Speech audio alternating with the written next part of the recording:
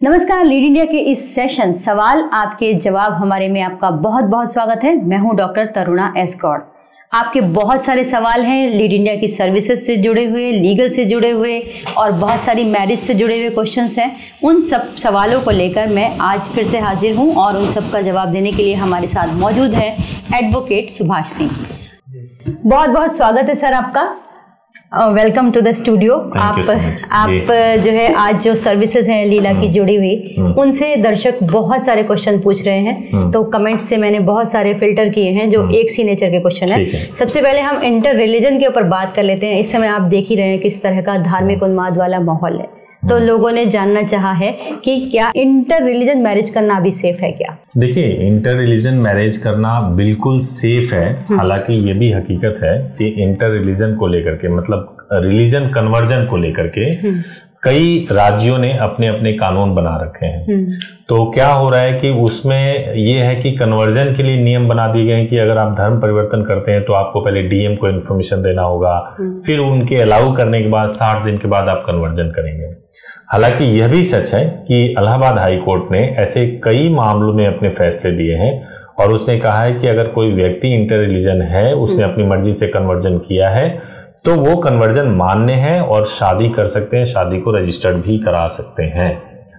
ये मामला संगीन तब बन जाता है जैसे किसी ने इंटर रिलीजन मैरिज शादी कर लिया।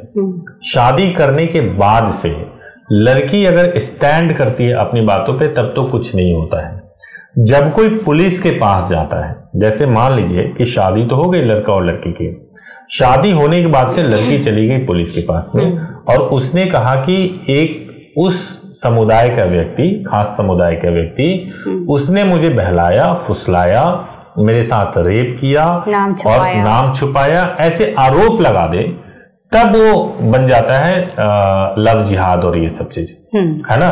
तो इसलिए सावधानी ये बरतनी है कि अगर आपको कभी भी इंटर रिलीजन मैरिज करनी है, तो बहुत सारे लोग तो करा ही नहीं रहे, क्योंकि उसको लेकर के जो रजिस्टर करने वाले हैं वो उनके मन में भी क्लियरिटी नहीं है जो मैरिज रजिस्टर करते हैं, और कई स्टेट के अलग अलग लॉज हो गए हैं। तो एक साफ साफ जो कपल सुन रहे हैं इस वीडियो को, उनके मन में होगा कि अगर मुझे इंटर रिलीजन मैरिज करना है तो कैसे करना है। तो लीड इंडिया के माध्यम से अगर करना चाहते हैं तो मुंबई में ये सर्विसेज हमारी चल रही है, वहां पे जा सकते हैं। अगर इच्छा हो उनकी तो दोनों में से कोई भी धर्म परिवर्तन अगर उनको करना हो तो उनके अपनी इच्छा से वो कर सकते हैं, आर्य समाज में विवाह कर सकते हैं, कोर्ट में उसको फिर रजिस्टर्ड करा सकते हैं।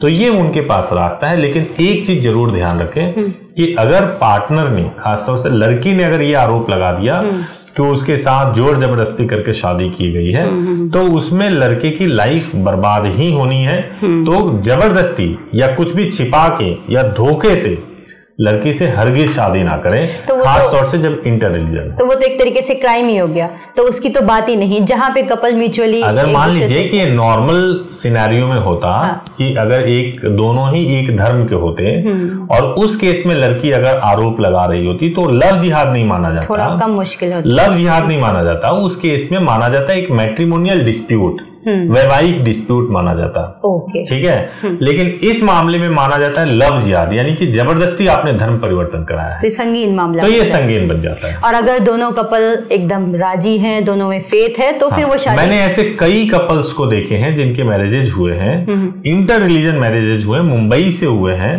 और पहले पुलिस ने पकड़ के उनको परेशान जरूर किया, लेकिन हाईकोर्ट में गए तो उनको प्रोटेक्शन भी मिला। क्यों मिला? क्योंकि वहां लड़की फॉर्म्ड रही, उसके साथ चाहे कितना भी अत्याचार क्यों नहीं हुआ, उसने यही बोला कि मैंने अपनी मर्जी से शादी किया है, तो उसको कोई परेशानी नहीं हुई। प्यार किया है तो निभाया है। हाँ, निभाया, मतलब नहीं, ये बात है कि होता है, मैं बता रहा हूँ इसमें क्या होता है कि कई लड़के जानबूझ करके जब वो गर्लफ्रेंड बॉयफ्रेंड होते हैं तो अपना स्टेटस थोड़ा बड़ा दिखाने के लिए या किसी झूठ को बहुत लंबे समय से वो लड़की को पता ही नहीं चलने दे रहे हैं, और शादी के बाद जब पता चलता है तो लड़की भी शॉक्ड हो जाती है और फिर उसके खिलाफ मुकदमा रजिस्टर्ड हो जाता है। तो ये जरूर इंश्योर करें, खास तौर से इंटर रिलीजन मैरिज में, कि आप अपने पार्टनर से कोई झूठ ना बोलें। आपको आपके पार्टनर को अगर बाद में कुछ भी पता चलेगा तो पक्का आपके खिलाफ बयान देगी, और उस समय आपके पार्टनर को कुछ नहीं होगा, जो फीमेल पार्टनर है, आपकी जिंदगी जेल में ही सड़ेगी, आपको बचाना मुश्किल हो जाएगा। हाँ। तो ये तो ठीक है, यानी कि इंटर रिलीजन मैरिज करना सेफ है। चलिए मैं कुछ सवाल ले लेती हूँ जो हमारे दर्शकों ने पूछे हैं। उन्होंने जानना चाहा है कि अगर आज के सीन में इंटर रिलीजन मैरिज करनी हो तो क्या प्रोसेस है, क्या डॉक्यूमेंट्स हैं? सिंपल सा, हेल्पलाइन नंबर पे बात कर लें। बात करके उनको ये पता होना चाहिए कि मुंबई से ही होगा, ठीक है, और फिर उसके बाद से वो बुकिंग करा करके मैरिज कर सकते हैं।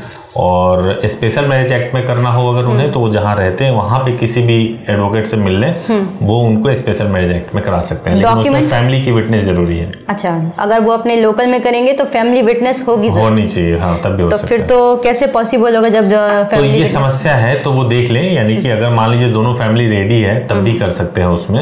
ओके, है ना। तो अगर लीला के थ्रू करना हो, जैसे कि आपने बताया, तो मुंबई अगर हमारे थ्रू, लीड इंडिया के थ्रू अगर करना है उनको, तो हमारे थ्रू भी कर सकते हैं। और लेकिन वो जो प्रोसेस है उसके लिए हेल्पलाइन नंबर पे एक बार बात कर लें, उनसे समझ लें और उसके थ्रू कर। तो कपल अगर मुंबई जाके करेंगे तो वो सेफ होगा उनके लिए, कोई इशू तो नहीं है वहाँ? बिल्कुल इशू नहीं है।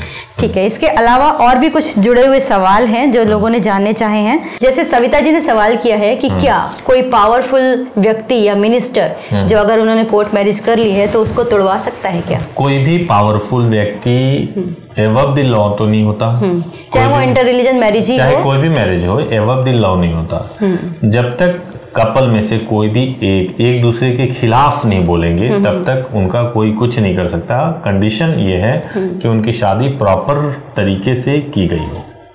तो प्रॉपर तरीका मतलब पहले शादी, फिर रजिस्ट्रेशन, प्रॉपरली रजिस्ट्रेशन होता है। जैसे मान लीजिए मैं आपको बताता हूँ, इंटर रिलीजन मैरिज है, एग्जाम्पल के साथ, क्या मान लीजिए कि हिंदू मुस्लिम है, कन्वर्ट किया किसी ने और उसके बाद से उन्होंने आर्य समाज में शादी की। आर्य समाज में जब शादी करते हैं तो कन्वर्जन का एक पूरा एफिडेविट वगैरह बनता है, उसमें उनका स्टेटमेंट होता है। उसके बाद से वो बीएमसी में जाता है, वहाँ पे वो मैरिज रजिस्टर्ड होता है। स्वाभाविक है, बीएमसी उसको रजिस्टर्ड तभी करती है जब उस मैरिज को सही मानती है, तभी तो वो अपना सर्टिफिकेट इशू करती है। तो इसलिए कोई उसमें दिक्कत ही नहीं है। फिर आप उसके बाद से कोर्ट में जाएं या कहीं भी जाएं, कोई प्रॉब्लम नहीं है। लेकिन अगर उसी में से कपल ने किसी ने एलिगेशन लगा दिया कि नहीं ये तो जबरदस्ती हुई है मेरे साथ शादी, तो फिर जांच होगी उसकी, फिर उसमें दिक्कत होगी। अच्छा, आपस में डिस्प्यूट ना हो तो कोई दिक्कत नहीं है, सब कोई दिक्कत नहीं। हाँ, कुछ और हैं जो मिक्स सवाल हैं, मैं आपसे पूछना चाहती हूँ कि मुनव्वर खान जी ने जानना चाहे कि क्या इंटीमेशन देना जरूरी है? अगर कोई कपल मैरिज हाइड रखना चाहे तो क्या इंटीमेशन देना मुश्किल नहीं हो जाएगा उसके लिए? मैं आपको बताता हूँ, खास तौर से जब कभी भी इंटर रिलीजन मैरिज किया जाता है तो इंटर रिलीजन मैरिज में लड़की और लड़का दोनों घर छोड़ करके गए हैं शादी करने के लिए। तो लड़की के घर वालों को तो पता ही है कि उनकी बेटी जो है शादी करने के लिए गई है, किसी और से शादी कर लिया है उसने। उस परिस्थिति में पुलिस को इन्फॉर्म करना बहुत जरूरी होता है। हाँ, अगर ये कंडीशन है कि उनको कुछ समय बाद डिस्क्लोज करना है, लड़की के घर वालों को पता ही नहीं चलेगा कि उन्होंने शादी किया हुआ है, उस परिस्थिति में इंटीमेशन को तब तक के लिए टाल सकते हैं जब तक इन्फॉर्म ना करना हो। जब इन्फॉर्म करना है, जब भी उनको शादी के बारे में पता चले, उसके पहले पुलिस को इन्फॉर्म करना अति आवश्यक है, क्योंकि वो इन्फॉर्मेशन जो जाता है वो लड़की के सिग्नेचर से जाता है और वो बहुत ज्यादा जरूरी होता है। तो वो खुद भी तो दे सकते हैं, जैसे वो लड़की खुद से अपना एक कागज पे लिखकर एक एप्लीकेशन, व्हाट्सएप, वीडियो। होता है, मैं बताता हूँ। एक लड़की अगर वो लिखेगी तो एक आवेदन भेजेगी, उस आवेदन के लिखने के तरीके में और एक एडवोकेट के द्वारा लिखने के तरीके में जमीन और आसमान का फर्क होता है। लीगल लैंग्वेज होता है। पुलिस को भी पता चलता है कि इसमें एडवोकेट इन्वॉल्व है, तो वो कुछ गलत नहीं कर पाते। ओके, तब वो नोटिस की शेप में जाता है तो ज्यादा अच्छा हो जाता है। अच्छा, अनिल यादव जी ने पूछा है, कह रहे हैं सर इसका उत्तर जरूर देना। उन्होंने कहा है कि क्या आधार कार्ड और पैन कार्ड से शादी हो सकती है या 2 ही आईडी ये काफी है, कोई और तो डॉक्यूमेंट नहीं चाहिए? आधार कार्ड तो चाहिए ही चाहिए और पैन कार्ड भी अगर है तो 2 आईडी से भी हो सकता है। क्या होता है देखिए मैं बताता हूँ। मान लीजिए किसी कपल की एज अभी 18 पूरी हुई है और उसके पास डॉक्यूमेंट केवल 2 है, तो हम उसकी जांच करते हैं कि उसके पास दूसरा डॉक्यूमेंट है क्यों नहीं। दूसरा डॉक्यूमेंट क्यों नहीं है? अगर वो उसने 12वीं किया हुआ तो 10वीं का होना चाहिए। अगर उसने 18 साल की है तो 12वीं तो कर ही लिया होगा, तो डॉक्यूमेंट होना चाहिए। अगर उसने पढ़ाई लिखाई नहीं करी है, अनपढ़ है, तो उसके पास में जो है पैन कार्ड है, तो वोटर आईडी क्या बना है कि नहीं बना है, कोई राशन कार्ड है कि नहीं है। अगर ये लगता है कि नहीं जेन्युइन केस है तो उस पे भी उस डॉक्यूमेंट पे भी हो जाता है। अगर हमें ये लगे कि नहीं इन लोगों ने एज अपने आप ही कुछ डॉक्यूमेंट में चेंज करके बढ़ा लिया है तो उसको नहीं किया जाता है। तो इसलिए मेन चीज ये इंश्योर किया जाता है कि किसी भी सूरत में लड़का या लड़की दोनों बालिग हो तभी उनकी शादी। सर राउडी चरण जी ने कुछ अलग सा सवाल पूछा है। उन्होंने कहा है कि अगर वो लीड इंडिया के थ्रू शादी करते हैं और उसके बाद में वो अपनी पत्नी, वैसे लड़की बोला है, अपनी पत्नी को अगर मायके भेज दे तो क्या वो सेफ रहेंगी? फिर वो उनकी पत्नी का स्टेटस वगैरह तो नहीं छीन लिया जाएगा? ऐसा तो नहीं? पहली बात तो ये कि सभी कपल को ये समझना चाहिए कि अगर आप चाहे लव मैरिज करते हो या घर वाले शादी करवाते हैं अरेंज, जो लड़की थी वो आपकी पत्नी बन गई, वो किसी भी तरीके से शादी हुई हो वो आपकी पत्नी ही है। ठीक है। अब आप मायके भेज देते हैं अपनी पत्नी को तो स्टेटस क्या चेंज होगा? कुछ नहीं होगा, आपकी पत्नी ही रहेगी। लेकिन होता ये है कि आप अपने घर में हो, शादी करके आराम से बैठे हुए हो और आपने अपनी पत्नी को भेज दिया उन लोगों के बीच में जो उस शादी का पूरा विरोध कर रहे हैं। तो किसी दिन माँ बेहोश हो रही है, किसी दिन पिताजी बेहोश हो रहे हैं और कह रहे हैं कि हम तो मर जाएंगे और हमारे तो, और रोज एक मेलो ड्रामा जो फैमिली का होता है वो चल रहा है। उसमें लड़की को सरवाइव करना कितना मुश्किल होगा। उसके लिए तो ये होगा कि इससे मैंने गलती कर दी, उसको झेल नहीं पाएंगे। तो जब तक आपकी वाइफ ना चाहे आप उनको उनके मायके मत भेजिए। अगर वाइफ इंसिस्ट कर रही है जाने के लिए तो उनको समझाइए कि वहां पे ये सिचुएशन होगा और यदि तुम्हारे साथ ये सिचुएशन हो जाए, अगर तुम्हें बयान बदलने भी पड़ जाए तो बोल देना कि हम आपके बयानों के साथ सहमत हैं। उनकी बात मान लेना, लेकिन जब कोर्ट में आना तो जो वास्तविकता है वही बोलना।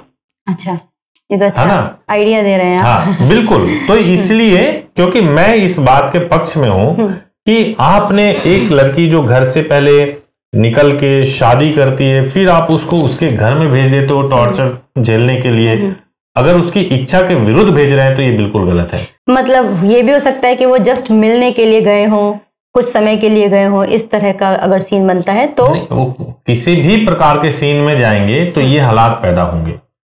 अगर लव मैरिज के बाद जा रहे हैं तो ये इंश्योर करके भेजें कि अगर जाना है तो जाएं, पहले सामाजिक रूप से शादी हो जाए फिर जाए, कोई दिक्कत नहीं। तो कपल जो बेहतर होगा कपल साथ ही रहे। आखिरी सवाल है, पूछ रही हूँ गुड्डू जी का है। ये जानना चाहते हैं कि उन्हें आपकी बातें बहुत अच्छी लगती हैं, बड़ी हिम्मत आती है, लेकिन अभी वो 20 साल 4 महीने के हैं और शादी के लिए वो सोच रहे हैं, तो उन्हें इस समय पर क्या करना चाहिए, क्या स्टेप? सबसे पहले तो मैं उन सभी दर्शकों को, जो भी दर्शक इस वीडियो को देख रहे हैं या जो हमारे पुराने वीडियोज को देखते हैं और उसको देख करके आप मोटिवेट होते हैं और इतना दिल से आप प्रशंसा करते हैं, इसके लिए आपको थैंक यू सो मच। अब मैं आपको यह बता दूं कि ये जो वीडियोस हम लोग बनाते हैं इसका पर्पस शादी के लिए मोटिवेट करना नहीं है। इसका पर्पस है कि एक कपल जो कि यूथ है, देश में मुख्यमंत्री, प्रधानमंत्री, विधायक, सांसद का चुनाव कर रहा है, देश में सरकार चले उसके लिए चुनाव में पार्टिसिपेट कर रहा है, उसको अपने जीवन में अपनी वाइफ को भी चुनने का पूरा हक हो। तो इसलिए हम उनको कानून का सही ज्ञान देते हैं और एक्चुअल में उनको मोटिवेशन मेरी बातों से नहीं, उस ज्ञान से मिलता है कि उनको नॉलेज मिलता है तो उनको लगता है अच्छा ऐसा हो सकता है, फिर वो मोटिवेट होते हैं। तो मैं ये कहूंगा कि ये ज्ञान जिसके पास भी जाएगा, जो भी सुनेंगे उनको मोटिवेशन मिलेगा, है ना। बस चैनल से जुड़े रहिए और ऐसे ही अप्रिशिएट कीजिए। तो उनको करना क्या है कि वो 21 साल के तो अभी हुए नहीं है, तो अभी उनको क्या स्टेप लेना चाहिए?